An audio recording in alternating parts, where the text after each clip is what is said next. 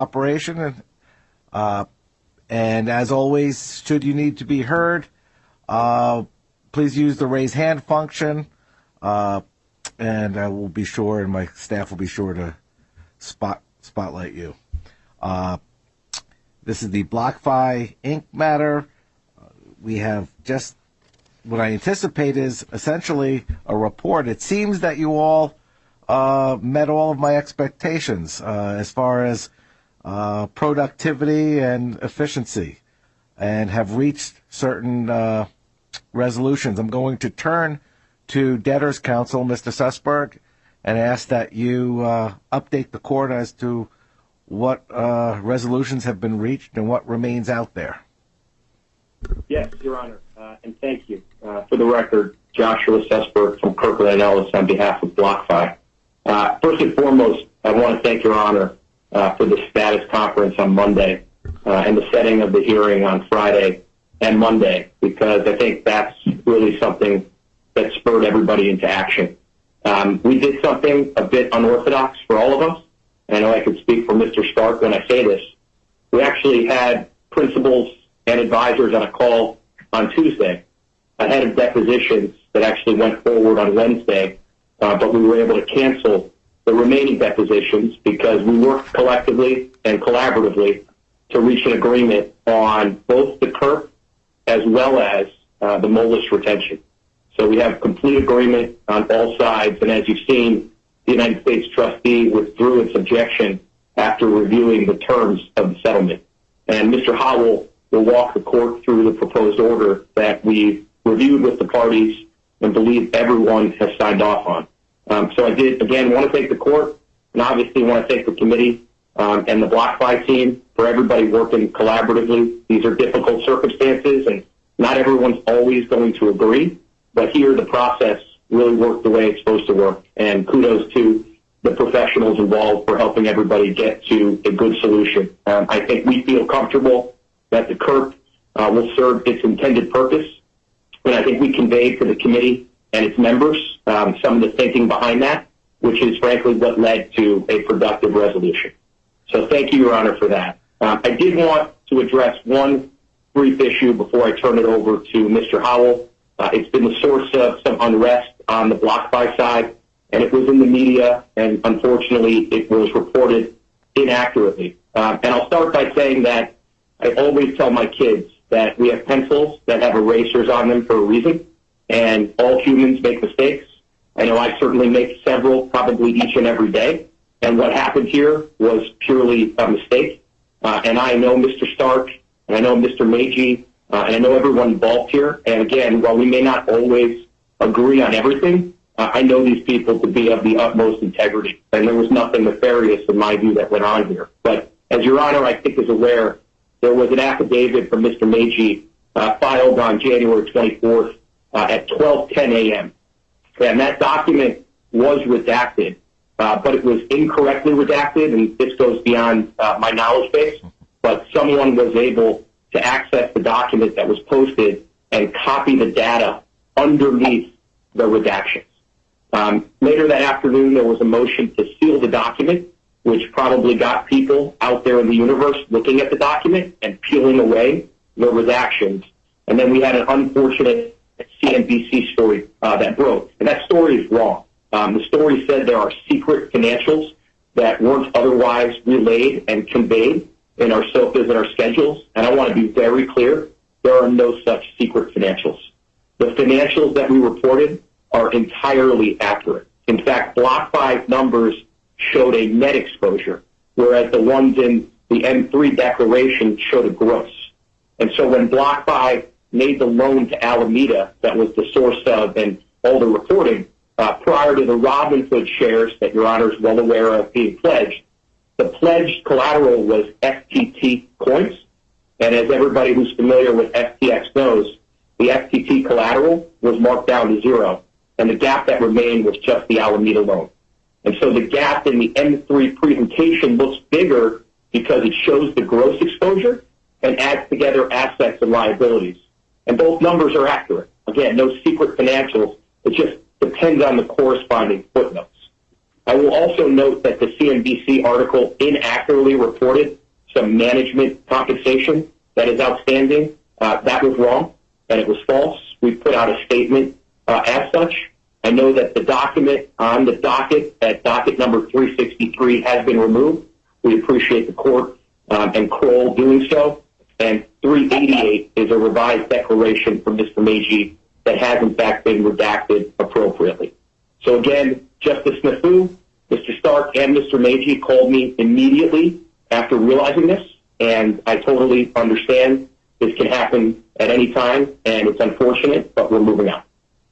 Understood. And as you said, these things do happen, especially with technology that we're all not necessarily facile with. Mr. Stark, do you want to weigh in? I do, Your Honor, and I don't want to. Can Your Honor hear me okay? Yes. Thank you. I do want to confirm a couple of things on the record, although I think Mr. Susper stated the facts on the ground quite well.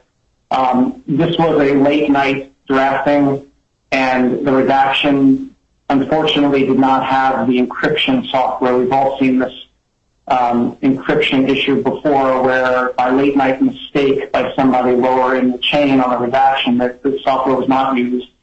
We didn't find out about it. The problem of not using the redaction is that it can be reverse engineered, and the person inadvertently who filed it doesn't realize, because of the failure to use the encryption software, that they inadvertently put out there something that can be reverse engineered. As soon as we found that out, we pulled the pleading, we notified Chambers, we called Kirkland and Ellis and told them, and replaced it with the encryption redaction. But in that intervening window, the CNBC reporter was able to pull the pleading and reverse engineer it. So we couldn't stop that. All we could do is own up to the error, which I fully take responsibility for. I think the report, as Mr. Susper, I think quite aptly said, sensationalized something that's a bit of a wrong. But you never want it. It's crestfallen for me that an error like that happens in any event. As soon as I figured it out, I found out about it. I called Mr. Susper, who could not have been more gracious and professional about that. I'm not surprised. That's how he is. But I do think it's important to acknowledge and recognize that that conversation happened in the heat of a very significant battle between our respective clients. So, again, I'm not surprised by the professionalism, but I'm quite thankful for it. We don't have an issue to resolve, but I did want to acknowledge and be thankful for it in front of the Honor. Thank you, Mr. Stark. I appreciate those comments, and everything I've seen is really, as I've said, matched, if not exceeded, expectations about the quality and the efforts going on in this case. Mr. Susberg, I do have a question just before we get into the details. And it was my understanding that the U.S. trustee has, for lack of a better term, signed off on the resolution, the KERP resolution. I thought it was still an open issue on the MOLIS retention. Has something developed that I'm unaware of? In other words, I thought they had until Sunday Sunday afternoon, right before game start, to file objections. Yes, my understanding is that we are resolved with the U.S. trustee for today. So the objections to the KERP and to the sealing of information have been withdrawn. As it relates to MOLIS, we will circulate, if we haven't already, a copy of the revised MOLIS order to reflect the settlement with the committee. And the U.S. trustee has until Sunday to object to the MOLIS retention. And to the extent there's an objection, we will, of course, respond and then be in a position to deal with it on Monday, Your Honor. All right. That comports with my understanding. Well, that's great. Let's then proceed and let's hear of the resolution that's been reached. Mr. Howell? Yes. Thank you, Your Honor. Rush Howell from Kirkland and Ellis. Can you hear me okay? Yes, fine. Thank you. Okay. First, I want to echo Mr. Susberg's comment and thank the court for its time and assistance in helping us get to the resolution that we've reached, as well as to thank the committee and the Office of the United States Trustee for its professionalism and the sometimes hard-fought battle that led to where we are now. I'll take us through the agenda today briefly, which, of course, we're happy to say is entirely uncontested. And so I'd like to start with the debtor's motion to seal at docket 351 to seal certain confidential information related to Ms. Crowell's declaration in support of the retention program's motions. As Mr. Susberg indicated, all objections to this motion have been withdrawn, and it is highly important to the company and to its employees to keep their personal information confidential. So unless Your Honor has any questions, we ask that that motion be granted, and I can turn to the retention program's motion, which would be the last item on the docket. Well, before we do that, there's the committee's motion docketed 311, which is referenced in the agenda, which essentially sought redaction of their pleadings in opposition to the CURP. Are we treating those in the same fashion? In other words, is the court being asked to grant their motion to redact and to seal? Well, the U.S. trustee has withdrawn objections to any of those motions. I do think it's moot with respect to for instance, the declarations that won't be put into the evidentiary record on behalf of part of the retention program's motion. But yes, all of that should remain under seal. Well, that's fine.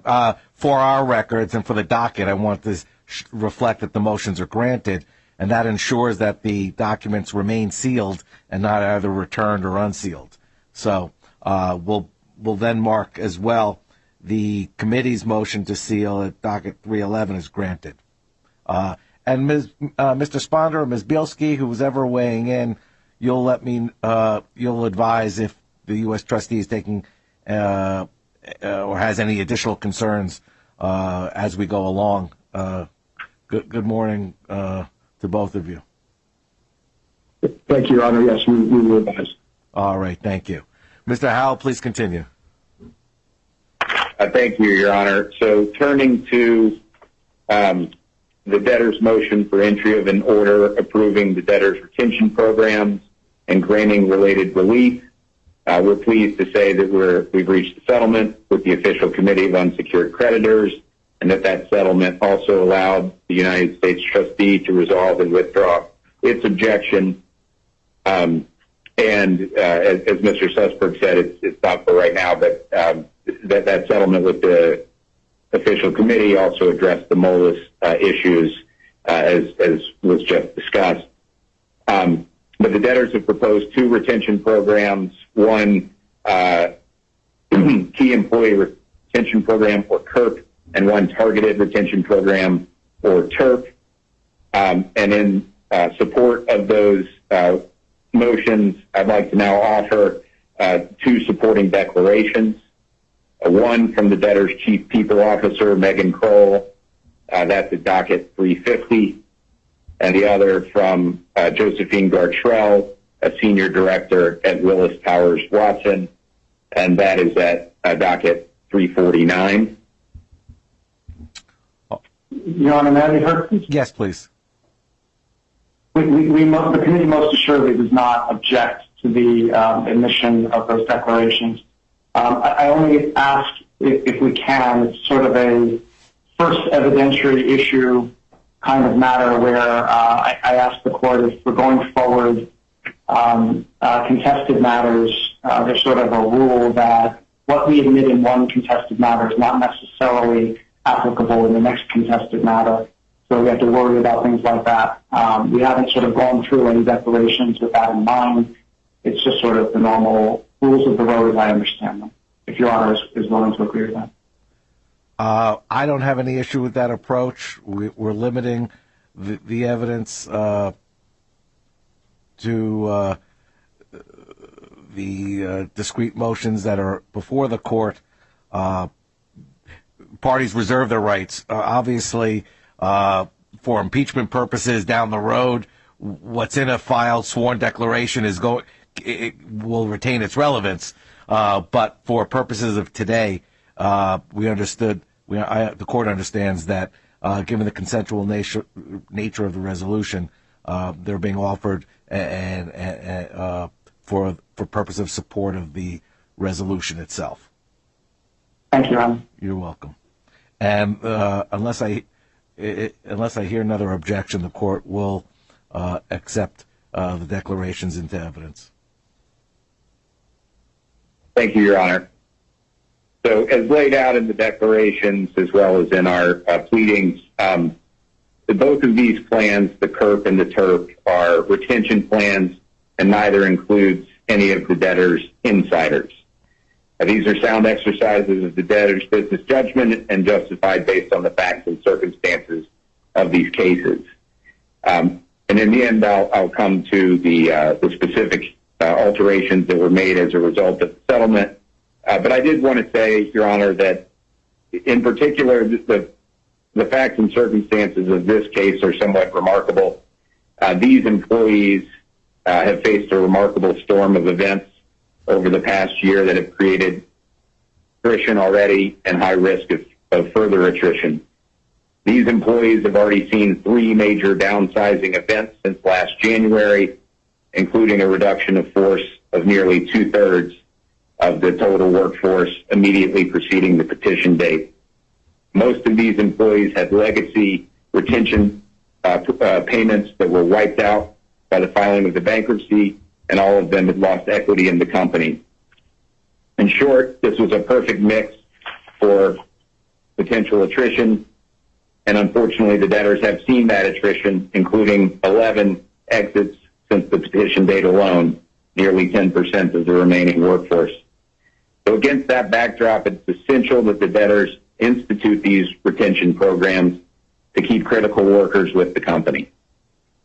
Now, anyone reviewing Ms. Crowell's declaration, or frankly anyone listening to Ms. Crowell's deposition, would recognize the depth of effort that went into designing these programs and the depth of knowledge and passion that she and her team brought to understanding the debtor's workforce and making sure the right skeleton crew remained to go forward. And these employees that are part of these retention programs are critical to the debtor's success, no matter what the path forward, whether that be through a sales process, a standalone reorganization, or otherwise. And when I say success, I mean maximizing recoveries to stakeholders, here, of course, critically to the BlockFi customers, or clients as they call them. And so I'm happy to walk through the Dana factors, Your Honor, but I thought, given it's uncontested, I would move through quickly. That support is laid out in the declarations as well as in our motion and in our reply. In short, though, the plan was designed to retain the critical employees, which is necessary here, while also making sure to make the best effort to control costs. The plan design is consistent with industry standards. The costs are reasonable given the facts and circumstances of this case. And the debtors did an incredible amount of diligence, working, frankly, around the clock immediately preceding the bankruptcy to design these plans and to consult with outside advisors, including counsel and Willis Towers Watson. So as we've said, we're pleased to have reached this negotiated resolution, and we have provided a revised order at docket 419 that lays out the salient settlement terms. Those terms are as follows. First, the total cost of the plan of both programs was reduced to a total of a maximum of $9.98 million. That amount reflects that bonuses, retention payments to the Tier 1 employees shall be 42.5% of the base salary amount. And with respect to the Tier 2 participants in the retention programs, that amount shall be 9%, which again arrives at a maximum of $9.98 billion. Secondly, there is a change to the timing for the Tier 1 participants. The Tier 2 participants have no change to the timing of their payments, but the Tier 1 is now payable. 1/3 will be payable upon approval of the retention programs, subject to clawback until the 3-month anniversary of that same court approval. The second third will be payable at the earlier of confirmation or sale approval. So the earlier of either confirmation or sale approval on the one hand, or the 6-month anniversary of court approval of the retention programs on the other hand. And the final third will be payable at the earlier of either 30 days after emergence or 12-month or the 12-month anniversary of the court approval date. Also, one other change to the order is that the debtors may now add a replacement participant to the retention program only with the consent of the committee. So those are the changes. Those are reflected in the order at 419. So with that, Your Honor, I respectfully request that the debtor's motion be granted. I'm sure he's going to say, it's 7. Michael, you're not on mute. So, Your Honor, with that, I respectfully request that the debtor's motion be granted. Thank you. Thank you, Mr. Howell. I appreciate the recitation of the changes. Let me hear from anyone else who wishes to offer up any comments or concerns. Your Honor, Robert Stark. Yes. Only that we agree with Mr. Howell's recitation of the settlement, and that with the settlement we are supportive of the relief request. All right. I thank the committee, and I thank the U.S. Trustee's Office as well. The objections have been well laid out and raised concerns, and I think the manner in which it was addressed as far as the sliding scale and the scheduling makes sense in the amounts. I think it offers the debtor and the employees an opportunity to move forward and maximize the estate. All involved were in agreement as to the applicable law and the recitation of the Dana factors. I'm not going to go through it at this juncture. I'm satisfied that the proposal, as amended and as agreed upon, comports with applicable law with respect to the KERP and the TRP, and I'm happy to approve it going forward. I appreciate, again, the efforts and the professionalism in reaching the compromises. Thus, I guess we're left with a hearing on Monday. Well, let me go back before we approach Monday. Will the debtor be submitting final forms of order on these? Yes, we will, Your Honor. All right. So I'm going to mark an order to be submitted. The motions to seal will just be marked granted. I don't need orders. We'll use the orders that accompanied the motions. And now for Monday, my understanding, we have the MOLIS application still pending. We also have the sale and bidding procedures motion, correct? Correct, Your Honor. We've got an objection from the United States trustee on the bidding procedures. I am hopeful, maybe even cautiously optimistic, that we can try to reduce the amount of objections from the U.S. trustee, although I'm not sure we'll solve them all. So if we need to, we'll address that Monday. And then we also have the bar date motion, and as you mentioned, Your Honor, the MOLIS retention to the extent the U.S. trustee has an objection. All right. That slipped my mind, the bar date motion. All right. We are on for 10 o'clock, I believe, Monday. My only concern with scheduling is, as I've indicated, I am participating in a town hall remote seminar for 1 hour from 12 to 1. You all are welcome to watch. Hopefully we'll be done. If not, we'll continue on after 1 o'clock, depending upon how the arguments go. Any other issues or concerns that anyone wants to raise? Well, thank you. Again, I appreciate the efforts. Thank you all. Take care. We are adjourned.